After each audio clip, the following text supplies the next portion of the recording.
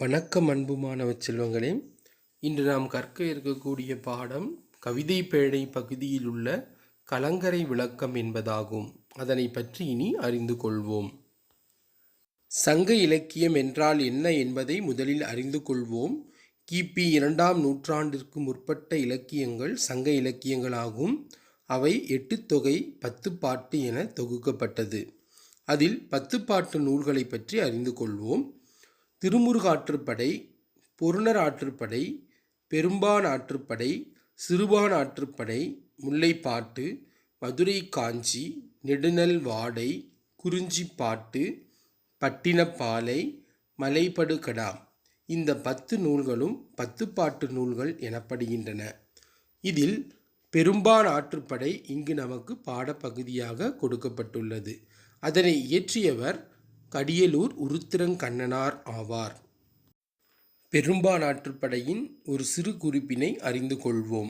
பெரும்பான் ஆற்றுப்படை 10 பாட்டு நூல்களுள் ஒன்று. இதனை இயற்றியவர் கடியலூர் உருத்திரங்கண்ணனார். இந்நூல் ஆற்றுப்படை இலக்கியம் சார்ந்தது. பாட்டுடை தலைவனாக தொண்டைமான் இளந்திரையனை குறிப்பிடுகிறது. பெரும்பான் ஆற்றுப்படையை இயற்றிய கடியலூர் உருத்திரங்கண்ணனார் சங்ககால புலவர், கடியலூரில் வாழ்ந்தவர். 10 பாட்டிலுள்ள பெரும்பான் ஆற்றுப்படை மற்றும் பட்டினப்பாலை ஆகிய 2 நூல்களையும் இயற்றியவர் இவர். இனி கலங்கரை விளக்க பாடலை பார்ப்போம். வானம் ஊன்றிய மதலை போல ஏனி சாத்திய ஏற்றருஞ் சென்னி விண்பொர நிவந்த வேயா மாடத்து இரவில் மாட்டிய இலங்கு சுடர் நெகிழி உறவுநீர் அழுவத்து ஓடுகலம் கரையும் துறை. பாடலின் பொருளினை அறிந்து கொள்வோம்.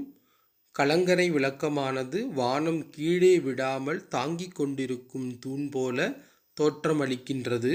அது ஏணி கொண்டு ஏற முடியாத அளவுக்கு உயரத்தை கொண்டிருக்கிறது. வைக்கோல் ஆகியவற்றால் வேயப்படாமல் வலிமையான சாந்து பூசப்பட்ட வானத்தை முட்டும் மாடத்தை உடையது.